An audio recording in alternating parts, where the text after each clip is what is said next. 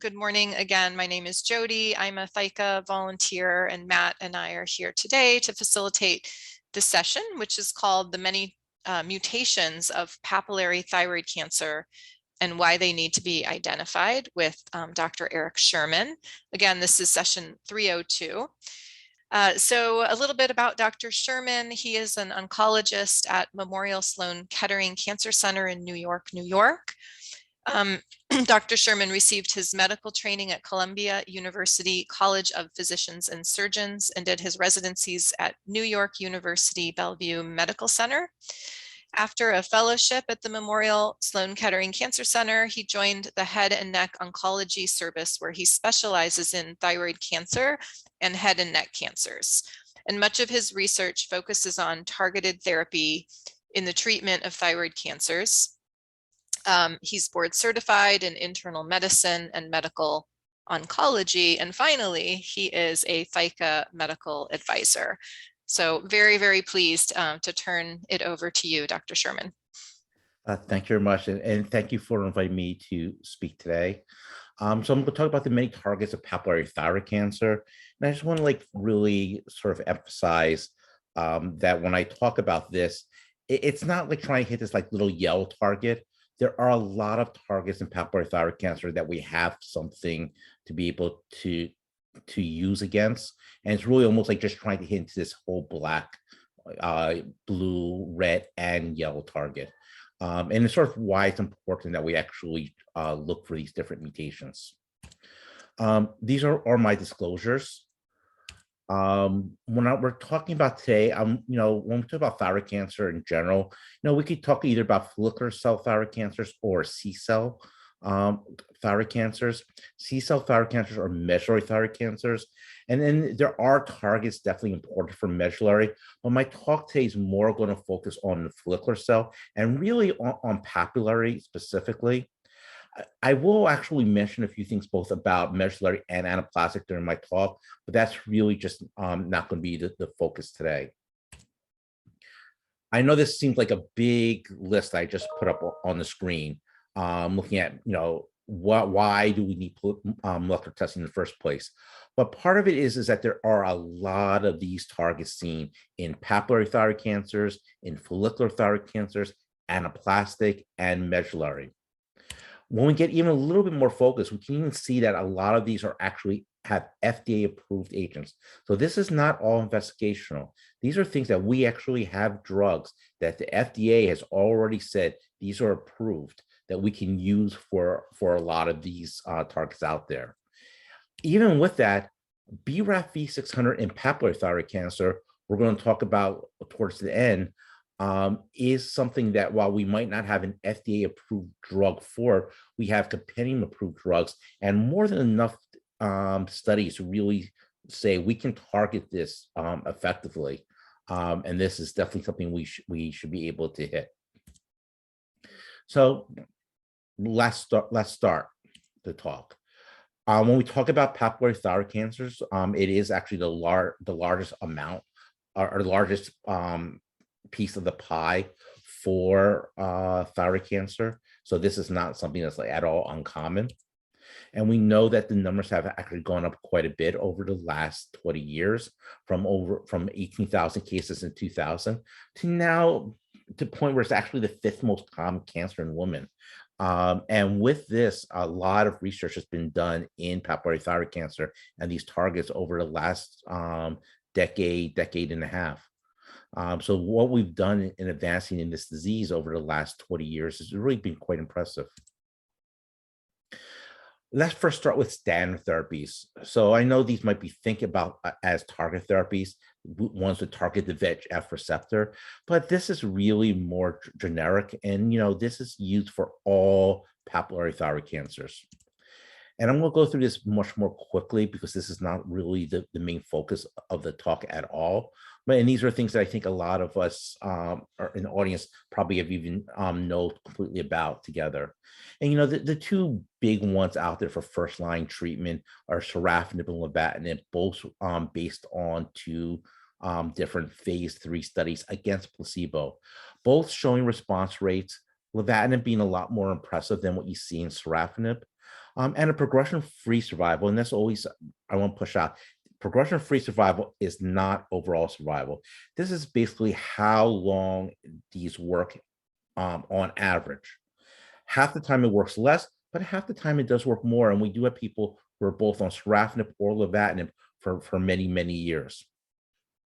Definitely, it seems like it's better with lenvatinib. They have not been compared to head-to-head, but there's such a big difference that a lot of us really just believe lenvatinib is as a very good or better drug with very good response rate. So, question is, the drug works great. You don't even need a target. Why even bother looking at targets? Well, one is toxicity. About 15 to 20% of patients on both drugs will discontinue because of toxicity. And close around 70 to 80% of people will have to at least have their dose modified because of adverse events. And as good as you see lenvatinib is, we might see some drugs that we're going to talk about that may even look not just as good, but may possibly even look a little bit better, at least from early data. When we look also at lenvatinib, an important thing to say is that we're not looking to replace lenvatinib, okay? So we're not saying these target therapies are going to be used and lenvatinib will never be used. Lenvatinib has great data in the first line setting, okay?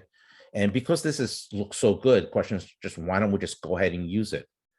Well, the thing is the second line data, so after other TKIs even, so not even target therapies, but other drugs that look very similar to lenvatinib, it works almost just as good. A median progression-free survival just changed from 18 months to 15 months, and people really being, you can see on both curves, for a really long time. So lenvatinib doesn't need to be used right away, and it's definitely a drug that can be used later on with almost basically the same efficacy. And the term I always use for my patients with thyroid cancer is that often with thyroid cancer, not always, but often, this is not a sprint. We're not trying, we don't have like this just one drug and we're never going to be able to use anything else again. We often can go from one drug to another. And because we can go from one drug to another, we don't always have to use the drug that may be considered like the best, lenvatinib, right away up front, but actually save it for later down and think about target therapies or either other VEGF TKIs before using lenvatinib. Now, obviously, if it's a really, really bad aggressive disease, you may want to go right ahead and use lenvatinib. But even with these target therapies, you're going to see some of them have data so good that it actually makes sense to even use it before lenvatinib, even if the disease is really aggressive. Dr. Sherman, there are a couple hands up. Did you want to wait or did you want to take a couple questions? Are they all in the Q&A? Actually, there are people who have their hands up Okay. and want to ask. Sure. Why don't we try those? Answer a question? Great. Sure, go ahead. So Candy, you can go ahead and unmute yourself and ask your question.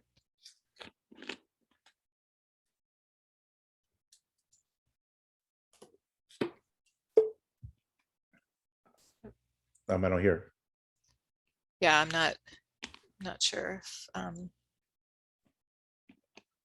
okay, well, let's go to Myrely.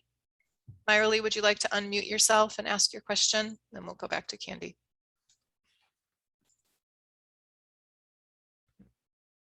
Maybe this isn't working well. Maybe we'll go through all the questions then I guess at the end. Yeah, sorry, something's not working. Why don't you go ahead and continue? Okay. So the other thing is there's these other VEGF TKIs are very similar to lenvatinib, sorafenib, axitinib, cabozantinib, which now has got FDA approval in the second and third line, pazopanib, sunitinib, vititinib. They all work without having to have a specific target. They hit multiple different targets altogether, but toxicities are still always a concern. And this is sort of the reason why we want to look at things that are maybe a little bit more specific. And that's what we're really trying to do is we're trying in this talk is really made to more figure out is where can we hone in on a specific target that may not be true for every single papillary thyroid cancer, but is specifically true for a subset where there is a change in the gene that we can find that's driving the cancer, that we actually have something available to target. And we can see looking at the TCGA data. So this is looking at all early papillary thyroid cancers. and and they just basically took a whole gang of them and just did sequencing of each one. And I know this looks like a very big, complicated like graph that everyone's probably getting like their glasses out to take a look at very, very closely. But there are certain things that like stand out when we look at this. Gonna get the laser pointer here. So one is right here, BRAF. Okay, BRAF is definitely something you can see by far being the most common mutation that we can target. NRAS, HRAS, KRAS, we might not be able to target directly right at this moment, but we're actually getting closer to be able to target several of these. There's a new drug that's being looked at for HRAS tumors on FDI out there. There is some being looked at for KRAS mutations, specific ones. And so we are getting a little bit better at targeting things. And if one mutations, we might be able to target either alone or with a combination of drugs. Even more importantly is this bottom graph. These are fusion genes. So instead of a mutation going on, these are sort of like two genes being broken up and put together. And what you see is that BRAF fusion genes, there are now several drugs being looked at in clinical trials, so not approved yet, that can target BRAF fusion genes actually very well. RET fusion genes and NTRK fusion genes, we're going to talk about in a lot more detail. But there we have drugs that are FDA approved for this indication. ALK fusion genes, much, much less common. However, drugs that have been shown to work very well for ALK fusion genes that are FDA approved for other indications. So these are all things out there that we can actually target and hit. BRAF, though, is by far the most common, and this is a very important driver. But the RET fusion and NTRK fusions, 15% of papillary thyroid cancers, these are ones where we have FDA-approved drugs that work great. And RAS is probably going to be like the next frontier of where a lot of research is focusing. So let's first start with RET, because RET, in a lot of ways, over the last 2 years, has been like the real hot topic. We have a lot of RET inhibitors actually out there. Don't get me wrong. You know, Lenvatinib, Sorafenib, Cabozantinib, Venditinib, all these drugs hit RET. The problem is that they hit RET and a lot of other things as well. And these other targets like VEGF, that's where the toxicities occur. And it may keep us either from, you know, hitting RET well enough to really do a better job at it, or it's causing more side effects why, you know, we might not be able to keep the drugs at high doses. So these last two drugs, Procitinib and Selpercatinib, and some of them, some people out there may have heard of them more as Blue 667 or Loxo 292, but these two drugs have really sort of changed everything. They are very specific RET inhibitors. They're highly potent. They work for all RET mutations and RET fusion genes. So mutations that these gatekeeper mutations, which the other RET inhibitors don't work very well with, these drugs actually do work fairly well. And like I said, they're much more selective against RET than other things. I will tell you, as much as we like to call them highly selective RET inhibitors, they are not perfect. They do have a touch VEGF effects, and we do see some slight VEGF targeting toxicities, but they are very, very minimal and much less than we see with like these other drugs out there. The studies were really more focused on metastatic thyroid cancer, which very commonly have RET mutations. So I know this is not what this talk is about, but I'm going to have these two slides just out there to just show you that both Selpercatinib and Procitinib definitely work in this disease. And you can see with a good number of patients, response rates of 73%, so higher than you saw with Lenvatinib and follicular thyroid cancer. And these work for a very long time, whether patients have never been on any drug before or whether patients have been on other drugs. The same thing was seen with Procitinib, and both of these were part of the expansion of the phase 1 studies. And based on this data alone, the FDA actually, approved the drugs. And I think we all applaud the FDA for going ahead and doing this early. Although randomized studies are being done, probably the randomized studies are more often being done in the US than elsewhere. but still, no question in our mind, these are active drugs. I actually do believe the randomized studies that are being done in both these drugs are very useful and should be done. The reason is that as you can see from both of these, in prior treatment, these drugs work in medullary just as well as in the naive almost. And you do sort of wonder if sequencing makes a difference, that despite these having less side effects, it may be better to start with Lenvatinib or Cabozantinib in medullary thyroid cancer and then go to these drugs that in the long run, patients will benefit from that approach than starting with either Placebo or Cabozantinib and then going to Lenvatinib or Cabozantinib. And I think these studies will sort of start giving us some of that information out there. So I do encourage people to take part in the study, although it seems like a no-brainer that you should just start on one of the two specific RET inhibitors.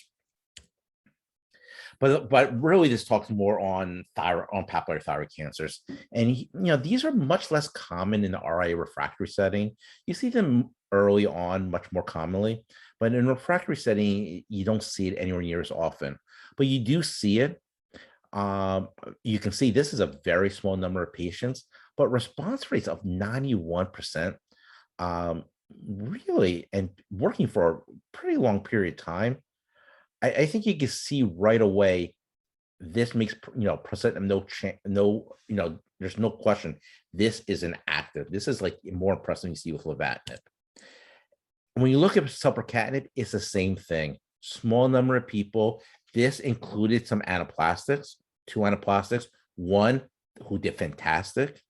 Person had a brain metastasis that was well controlled with the drug. The other person didn't do as well, but still you see activity. And you can see progression-free survival better than you see with Lenvatinib.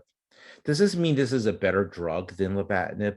Well, you don't know efficacy, and I don't think one, even though one looks a little bit better than the other, when you talk about these numbers, it's not like Sorafenib and Lenvatinib. Here you see percentages that are pretty close to the same, and without any other data, I would say that efficacy-wise, I think these look about the same. We can't tell from this if this is better than Lenvatinib or not, but I don't think this is, looking at this data so far, it doesn't seem like this is really any worse than Lenvatinib efficacy-wise. What makes these drugs also very impressive is this last thing, toxicity. People tolerate these drugs fairly well. Grade 4 are where the bad toxicities really exist. And you can see these, not only do these rarely ever occur, when they occur, AST and LTs, those are not ones that make people that symptomatic and are usually very reversible. Elevations of creatinine, often very reversible as well. Hypertension can be a little bit more serious, but less than 1%. And grade 3, which people do also feel like they're real. I mean, these are not things that people don't have don't notice clinically. You can see it still happens in a small percentage. And this is really the one that people might notice is hypertension, a little bit diarrhea, but AST and LT is not, you don't really notice that much. This is more just dose adjustments that are going on. So pretty well tolerated. And you can see this from this bottom thing. Only less than 2% of people came off treatment because of treatment-related toxicities. That's a big difference than the 15 to 20% you're seeing with drugs like Lenvatinib and Sorafenib. So people tolerate these drugs really quite well, which is nice. So let's talk about NTRK fusion genes. So NTRK fusion genes are also another interesting target. And a big example is this is Larotrectinib, but there's also a drug called Entrectinib as well.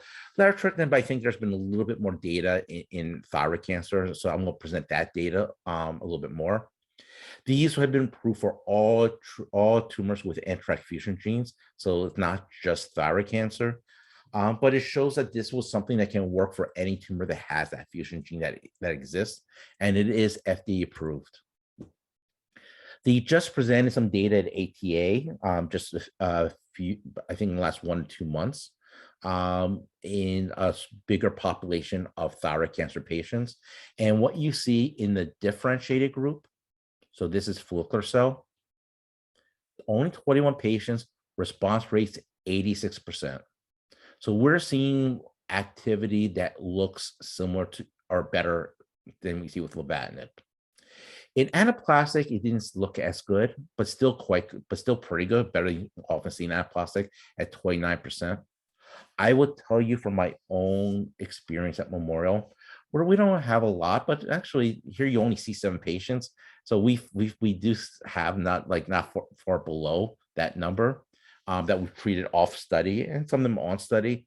And we actually, my experience is that it works better than 30%. I mean, I've definitely seen like activity with these NTRK inhibitors in anaplastic. So these work without, I think, like any question. Good activity, small numbers. They actually work for a while. Here you have a patient who's still on treatment after 57 months. Anaplastic, it seems like it works for maybe a little bit less of a period of time, but still it works. And one person with anaplastic, it's still, or sorry, it's poorly differentiated. The anaplastic is probably a lot worse than poorly differentiated, but still it working. And I've seen it work for a while in anaplastic as well. So these drugs work in thyroid cancer without any question. Next thing, toxicity. I know this is a little bit harder to read, but what you notice, grade 4 toxicities, only seen lymphocyte count, not even treatment related. And I can tell you, lymphocyte count decrease, not something a patient really notices. Okay, clinically, not that important. Mostly grade 3, a little bit anemia, a little bit with lymphocyte count, still much on the lower side. These are drugs that people do tolerate, and no patients right here discontinued due to treatment-related toxicities. So here we got another drug.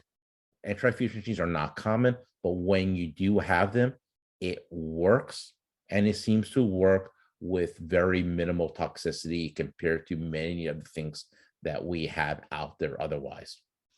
They had a few patients die on treatment, one of them being anaplastic, but it was not felt that any of these deaths were related to the drug itself. So another thing that really does seem to work. The rest of my talk, until I start talking more about how we do sequencing, is about the MAPK pathway, and this is really BRAF mutant tumors. BRAF mutations are the most common mutations seen in thyroid cancer. They are conserved. What this means is, so this is a study that was done at Memorial many years ago. And what Jim Fagan did was he took the tissue from the thyroid itself and then looked at the tissue from a metastatic site, sequenced both these tumors and seen, is this mutation conserved? And what he saw was for BRAF and RAS mutant tumors, they were highly conserved. So it sort of suggests that if you have this at the primary site, you have this in all the cancer cells. One of the questions that was come up, and I'll talk about real quick, is that you may have multiple cancers in the thyroid, some microscopic cancers that are different. And there you may see a BRAF mutation, but the large one doesn't have it. If you don't have it in the metastatic site, you know, that's not what's driving this cancer. Other mutations like PI3K may be something that's more discordant. You may have in some and not others. So when you treat it, you may not be treating all the cancers, but BRAF, you really are treating all the cancers. It may portend to a little bit of a worse prognosis, but the worst prognosis is at the time of diagnosis, not later on. When you already have RAI refractory metastatic disease, it does not seem to be worse, and if anything, maybe a little bit better.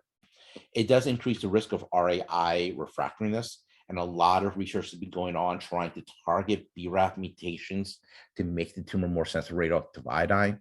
And I heard Alan Hull from our group gave a talk about this yesterday, and this is a whole interesting field altogether. And there are, and I say new agents, but this is sort of probably an older slide. The agent has now been around for over a decade that target BRAF, but there are even newer ones coming out that may have even less toxicities and may do even a much better job at targeting it, avoiding some ways of resistance to these drugs. So with BRAF mutant target drugs out there, the question is, yeah, why I mean, we should always look at these in thyroid cancer. You'd be surprised. This actually took a long time. So while you see BRAF mutations in many other cancers, it took a lot of pushing to get the pharmaceutical companies to finally look at thyroid cancer. In the early phase 1, they had 3 thyroid cancer patients. 1 did have an excellent response. Another 2 had stable disease. But it took a long time before we actually looked at this following the phase 2 study. The first drug that we looked at was Vemurafenib. And they did 2 different groups. One were people who had prior VEGF agents. This was almost always Sorafenib back when this study was done. And then another was people who were treatment naive.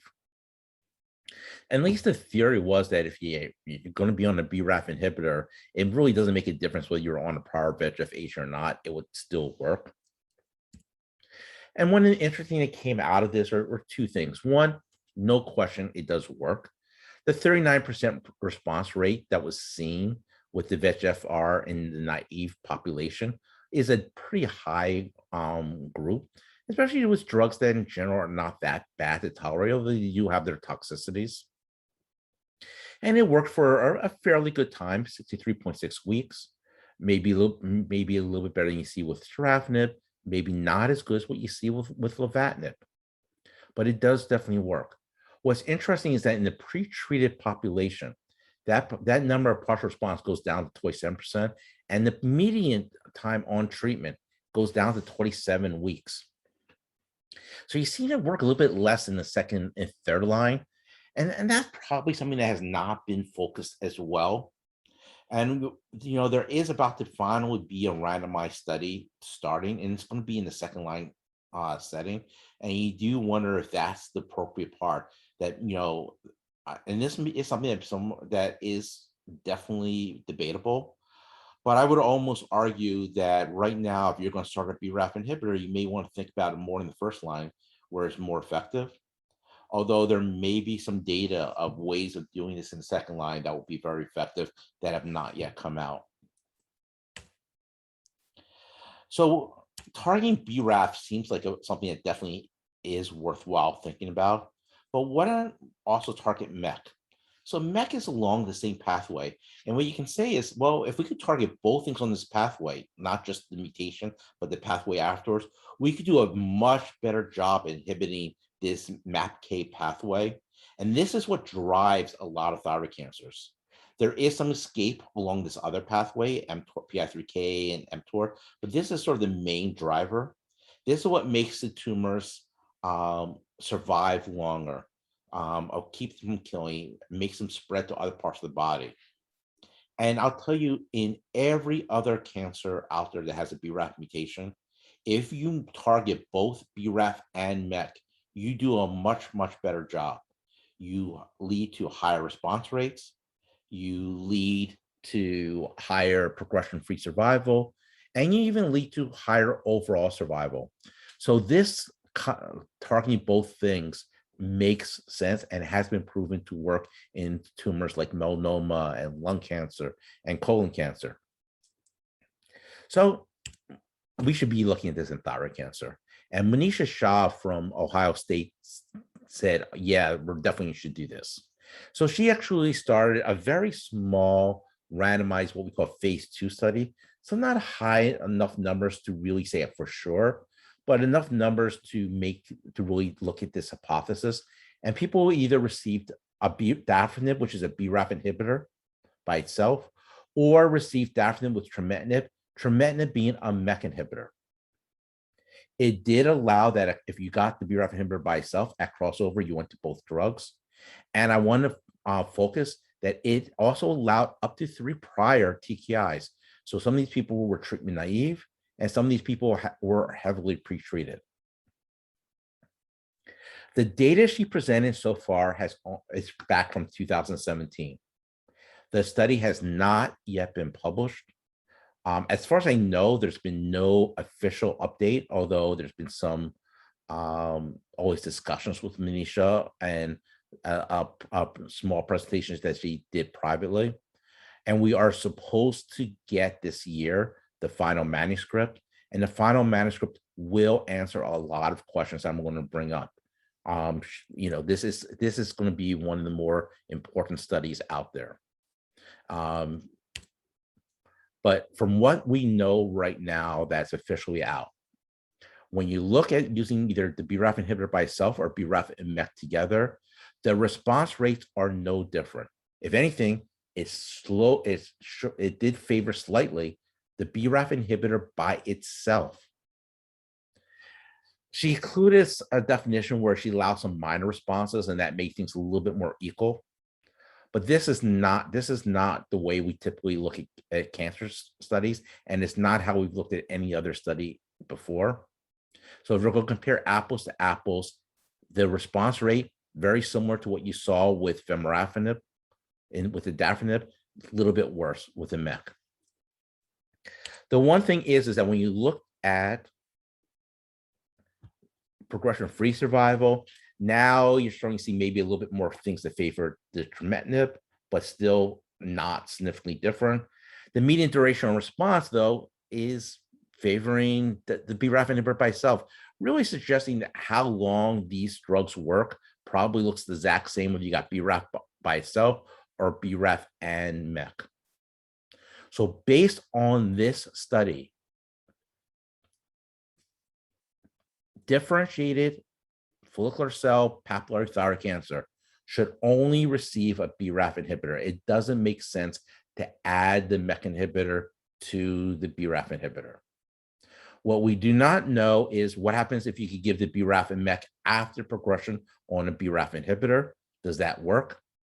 And is there a difference between those who are treatment naive and those who have had prior VEGF TKIs, which from the Vemurafenib study, we already know that at least with Vemurafenib, those people don't do as well in the second line. I would tell you that the study did look at that those questions will be answered in the manuscript, but we sort of need that manuscript to officially take a look at it. And so far, those results have not been published. Next question. Are all tumors with a BRAF mutation the same? Well, this already sort of suggests that's not the case, that using the two drugs doesn't look as good as using one drug. And I know this looks a little bit more like this is what you're going to see in the lab, and should this be presented like a ThyCa meeting, but I think there's an importance to it. And this is something that was done in Jim Fagan's lab in our group, where he looked at cells that looked like they had melanoma and gave them this drug PLX4032. Yeah, I know this sounds like this is some early drug. This is actually just Vemurafenib. And when he gives Vemurafenib to melanoma like melts away. These cells are very, very sensitive to it. Thyroid cancers, colon cancer cells, when you give just a BRAF by itself, yeah, it actually does not look that great. Some of them do respond, but they don't respond anywhere near as well, suggesting that these cells are different. One of the theories that we see in the lab is something called HER2, HER3, that when you actually inhibit BRAF, there's this upregulation of something called HER2, HER3. For those who know anything about breast cancer, HER2 and HER3 are HER2 especially, is actually a very common thing that you see in breast cancer. And targeting HER2 leads to improved outcomes. Targeting HER2 in thyroid cancer by itself has absolutely no efficacy. HER2 is not important in just normal thyroid cancers. However, when we target BRAF, this seems to be an escape pathway. This seems to be a way to then cause that MAPK pathway, the BRAF pathway, to be reactivated, and this other pathway that we talked about also briefly, this PI3K pathway, also to be activated. So this seems to cause the resistance that why BRAF does not seem to work anywhere near as well in thyroid cancer as we see with other cancers. It works, but not as well. So we end up using this drug called Lenvatinib. Lenvatinib is a HER2, HER3 drug that blocks, that HER2 and HER3. It's an improved drug for breast cancer. So it does what for normal for her too. And we added that to Dafranib, the BRAF inhibitor. So we took a drug, Lenvatinib, that has absolutely no activity in thyroid cancer by itself, added to a BRAF inhibitor as a phase 1, and saw what kind of activity we saw. What we saw was a 58% response rate. This is basically, you're seeing the same response rate that you see with Lenvatinib now, higher than you were seeing otherwise. A median progression-free survival also much greater, 20 months, really quite good. One thing is about this study, though, is that this was a phase 1 that we did in our group, and we didn't really think like, let's just put everyone in the study. We don't know if the resistance was primary or secondary. So we put people on the study that we would never, ever put on the Vemurafenib or Manisha Shah study with Dafranib and Trametinib. So this was basically, we allowed everyone with a BRAF mutation in. And these were patients that would not be eligible for other studies. One was patients who had prior BRAF inhibitor. We figure if you had a BRAF inhibitor with a combination, maybe you'll do better. If you took away those patients, actually our response rate goes up a little bit to 64%, but more importantly, this progression-free survival goes up to 29 months, much better than we've seen with anything else out there.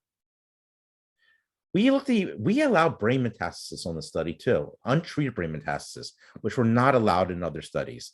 And guess what? It doesn't change anything. It's still 29 months progression-free survival. These drugs work, or BRAF inhibitors do work against BRAF, against brain metastases. So we really see some really good activity thinking about thyroid cancer as a different cancer than other tumors that have BRAF mutations. And when we look at everything all together, how we do in thyroid cancer, this is so far some of the best activity we've seen targeting BRAF. It is a single institution study. It's still small, although a lot of these other target studies are small, but it is something that we have to look at. And right now, there's at least discussions in Alliance to do it. It's difficult because Lenvatinib is an old drug. The company that now has it Novartis is not that much interested in looking at it further. There are other newer drugs that target the same things. And so it's not the easiest thing to move forward with a study, but it is something that the early data looks very, very promising. And when we see looking at this combination, we start seeing similar data to what we see in melanoma with BRAF and MEK. So showing that we can maybe get to the same activity level that we see in some of the other cancers. So in conclusion, from what I'm talking about so far, there's been significant advancements in thyroid cancer in the treatment of RA refractory thyroid cancer for the past 15 years. Sequencing of any thyroid cancer near the time the systemic therapy may be required should be done. FDA has already approved RET and TRK fusion genes, and it is companion approved for BRAF mutations, so we can often still get drugs to target BRAF, but this is still something that we need to look at in randomized studies to get FDA approval. So what does the NCCN say about doing sequencing the tumor? Well, before 2020, it actually didn't say anything. It allowed us to do things for the FNA of a thyroid nodule to really see whether a nodule in the thyroid is cancer or not. But it did not allow us to do any other sequencing, which was a little frustrating, especially since we already knew some of these things worked. It has changed. It is now for both anaplastic, papillary, follicular, and peripheral cell thyroid cancer, the testing for somatic mutations, including BRAF, NTRK fusion, RET fusion, and tumor mutation burden, to look to see whether tumors may respond to immunotherapy, is now approved. And it says that we can do this per guidelines. Medullary as well. So the hope is that's what's going to happen. Now, do people follow NCCN guidelines? Well, not always. Not as much as we would like them to. So these other guidelines are new. The guidelines we talked about for sequencing are newer, so we don't know yet are people following it. But let's look at thyroid cancer guidelines that for surgeons based on ATA or NCCN recommendations. I mean, looking at the database, about 6% of people were 6% of physicians were not adherent to the guidelines. So it was not happening all the time. And the things that were associated with it were people who are older, African Americans, also people in non-academic institutions. And this is something that's always out there, is that, thyroid cancer is not that common. And if you don't see a lot of it, you don't always are up to what all the guidelines are. It is something that we have thyroid cancer. Seeing people who see a lot of it probably does make a difference, and know what the guidelines are, and know, even something even before the guidelines, what is the best way that we should be managing this. Another look was looking at RET testing in MTC, or medullary thyroid cancer patients, in the Danish data set. And it showed the same thing, that, people were not doing this in a very uncommon cancer as often as they should be. Here, only 88% of people were had germline testing as per guidelines. Even after the guidelines were published, it was only 81%. And it does show that when people are older, or people have shorter survival times, it wasn't, at least they felt shorter survival times, they were not getting tested. But these tests were so important, these should have been done in all these patients. And that this is just something that is important, that that these guidelines get followed. Now, if we're going to do testing, there's a lot of ways to do it. Foundation medicine is probably one of the most common ones out there. And once they get the tissue, in about 2 weeks, they will have it. And they'll look at about 324 genes, including all the important genes. Paradigm also does it even a little bit faster. The problem is it probably doesn't look at all the stuff that we really need.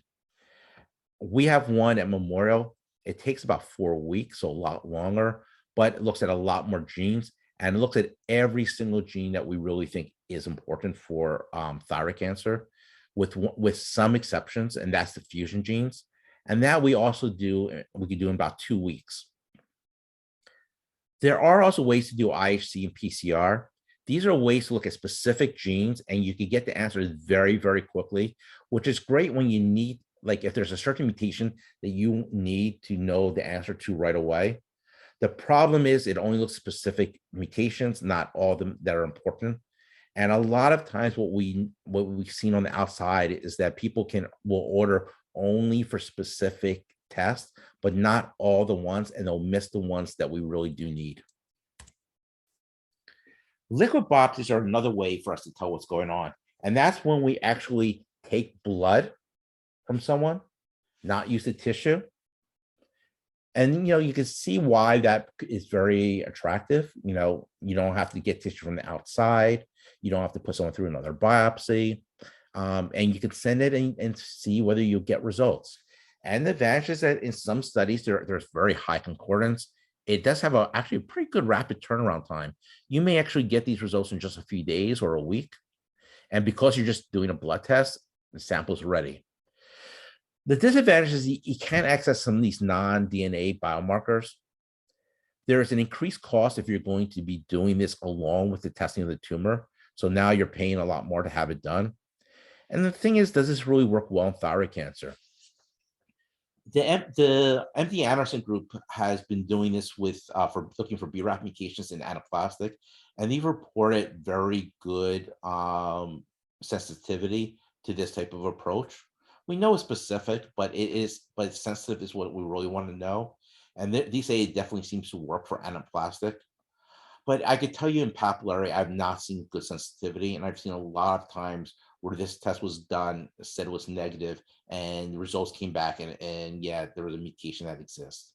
So I don't have much trust for this in the non-anaplastic group, but for anaplastic, it might be something that's actually very, very reasonable to do. Medullary is not that much different than anaplastic in this setting. I'm sorry, undifferentiated. And I don't think there's no data to show that it works really that great in medullary. In conclusion, we need to evaluate thyroid cancer sequencing testing as per guidelines. And it's really now a little bit early to know if this is really going to happen. The speed of testing can really matter in certain circumstances like anaplastic. But I think it is something that, because speed can matter when you really need something, if it's not anaplastic, it's important to do this early on. you know, examples, I just saw a patient the other day who has already been on Lenvatinib for over a year, found to have an anaplastic transformation. The mutations that we really want to know about are conserved that we would have seen in the original specimen before it was anaplastic transformed, and it was never done. And so all of a sudden we're rushing to get these results back that we should have had a long time ago. When we do the testing here, we don't wait until the person needs treatment for it differentiated. We try to do it as early as possible so we have the results ready when we need them, and we're not suddenly in a situation where we're suddenly panicky and trying to get the results quickly in like 4 weeks when we really might need these results in 2 days. Liquid biopsies, especially as technology advances, need to be evaluated in thyroid cancer in objective prospective studies to really see what the role is for liquid biopsies. I think this can really, especially as the technology improves, they said this might really be make it much easier for us to get results a lot faster. So we're not trying to find tissue from prior surgeries, which will work, or have to put a person through another biopsy at that time. So how do I do it? Okay, so how do we do it at Memorial when we have a differentiated thyroid cancer? Well, as soon as a person has RI refractory and metastatic disease, we start doing the testing. Does someone need a testing who has a stage 1, like a 22-year-old with a stage 1 papillary thyroid cancer who just underwent surgery? Probably not. Those patients are almost always cured, almost never need it. This is additional costly information that I know people might say we always want that data, but it's not going to help the person. It's going to cost the healthcare system a lot of money. It's not something that really should be done outside a clinical trial. But if there are refractory metastatic, I know they're going to need treatment sometime, even in the next 4 or 5 years. I'll test it now. And I'll start with the DNA-based next generation sequencing. If I find a target, great. I could treat it once they need to be treated. But if no target's found, then I look at RNA-based. RNA-based is going to look at the fusion genes, NTRK fusion, RET fusion, that might not be picked up with initial testing. By doing this early enough, we can sequence how we do it and not do wasted tests, and still have all this information well before we ever need it. Anaplastic, even though I know that's not the focus of this talk, these we need to know right away. So basically, we should throw the kitchen sink right at it. I'll do DNA-based testing. I'll do RNA-based testing. I will do IHC and PCR for BRAF, which we know without question has a real benefit for targeting in anaplastic thyroid cancer. We'll just do this immediately and use this so we're not wasting any time. We get these results as quickly as possible. But this is the time this is where we don't have, no one has time to think, and you really just want to move as fast as possible. Dr. Sherman, I just wanted to give you a 10-minute warning. We do have some questions, but whenever you're ready to transition. I'm actually just ready. That was my Perfect. last slide. So I will just add the only last slide is sometimes I wonder if there's more to life than unlocking the mysteries of the thyroid.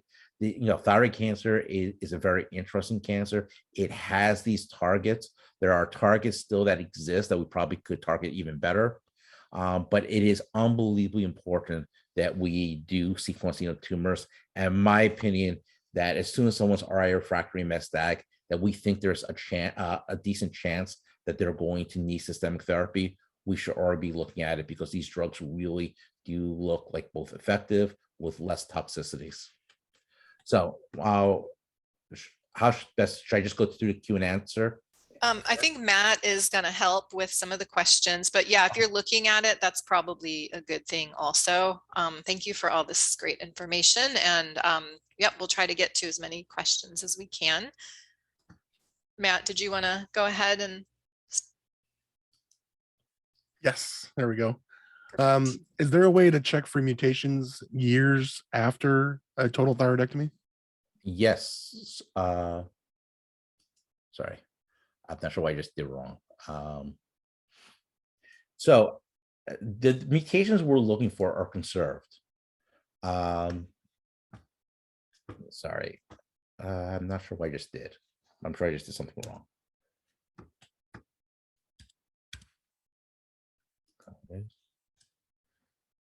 No, we'll just leave it that way.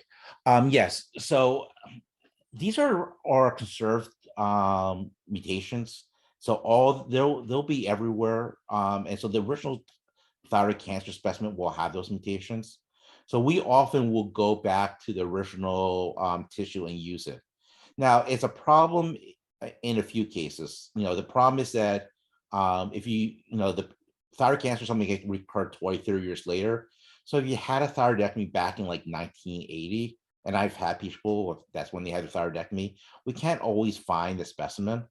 There are times where accidents have happened. And when I say accidents, I don't mean like someone spilled something, but like Sandy, when the hurricane hit New York, there were specimens that got ruined when the hurricane flooded areas that had tissue. So there are times that tissue is lost. There are also times where the tissue is just not preserved in the right way. And so when we do the mutational testing, we don't get the results back. But in general, we can go back to tissue 15, 20 years, 30 years ago and still get all the testing that we need. And we don't need to do like a new biopsy for it. Is having no known thyroid-specific gene mutations, but a high tumor mutation burden indicative of other mutations for which research is still in the works, or are there no approved treatments? So actually, for tumor mutation burden that's elevated, immunotherapy is actually approved for that indication. So when we do the next generation sequencing, although I really didn't talk about as much, we actually also look for tumor mutation burden, and we look for MSI high which is microsatellite instability high, because both of those have been shown to have immunotherapy work, and more than enough groups have shown that in those situations, people's tumors have actually responded very, very well to immunotherapy.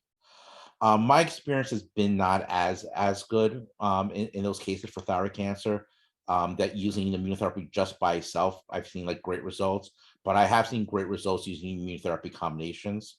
But sometimes people see it, as a single agent. So I don't want to say that that's not the case. And it is an FDA approved indication.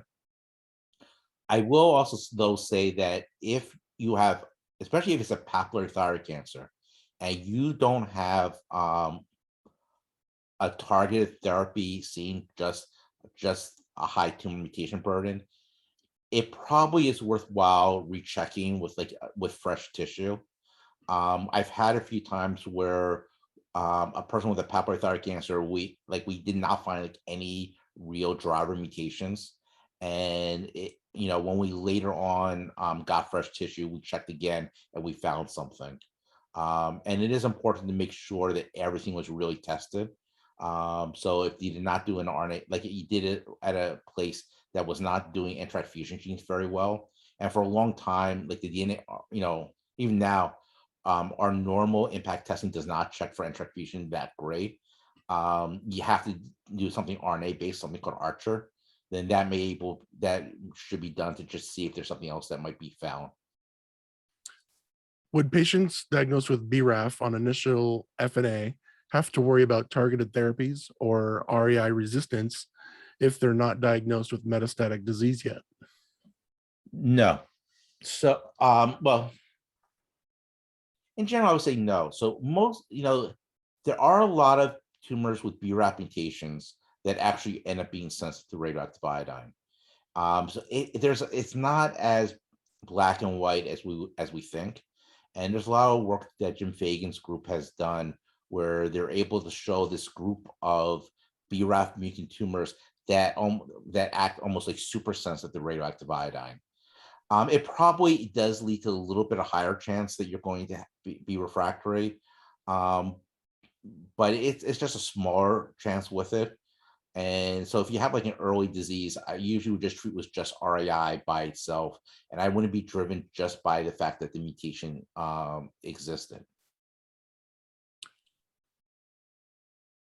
Is it common that a papillary thyroid cancer with BRAF mutation spread distantly without local spread in the neck?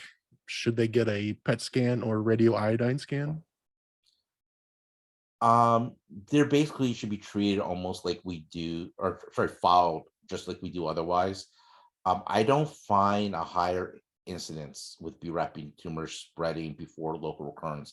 In fact, I actually find the exact opposite. That a lot of times with the BRAF tumors, the biggest problem is a local recurrence, not a distant recurrence. Hurthle cell is like very different. Where a Hurthle cell, you'll see the distant recurrence happen early on. Sometimes before you'll see like any type of local recurrence. The BRAF mutants is often a local recurrence. These really, like, even though they're always a little bit more of a concern, in general, these should be followed like any other thyroid cancer at this time, where we're mostly looking at the local recurrent issues. We're looking at serum thyroglobulin and TSH with the TSH. If we see the thyroglobulin going up and we don't see any signs of local recurrence, then yeah, we should look for distant recurrence at that point in time. I think we have time for probably one more question, Matt. Does it make sense for redifferentiation therapies for REI-resistant papillary thyroid cancer in case there are no thyroid-specific mutations per the somatic tumor testing report? No. So when the original study with Selpercatinib, that Alan Hull I had in the New England Journal, there was a small group of people that actually had no targeted mutation. And you saw occasional response there, but it's pretty rare. If you don't have it, if your tumor was really sequenced well, it probably makes a lot less sense to do it outside of a study. There are studies still using MEK inhibitors, and that might make sense. And there's probably going to be better MEK inhibitors that are down the road that might work even better with that. But in general, like off study, I would never do a redifferentiation if there is no target. Now, the target does not need to be BRAF. I want to make that very clear. Actually, RAS mutant tumors respond the best to MEK inhibitors.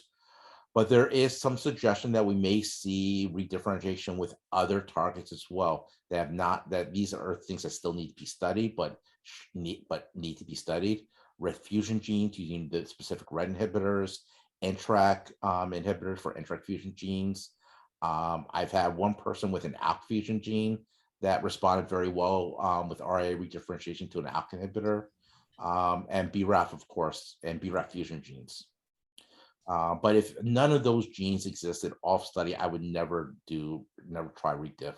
It doesn't make any sense to do it outside maybe of a clinical study. Oh, great. Thank you so much, Dr. Sherman. We are at time.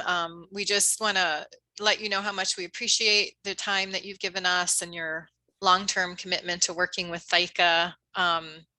Everybody, hope you enjoy the rest of the day, have good sessions for the rest of the conference, and thanks for joining us.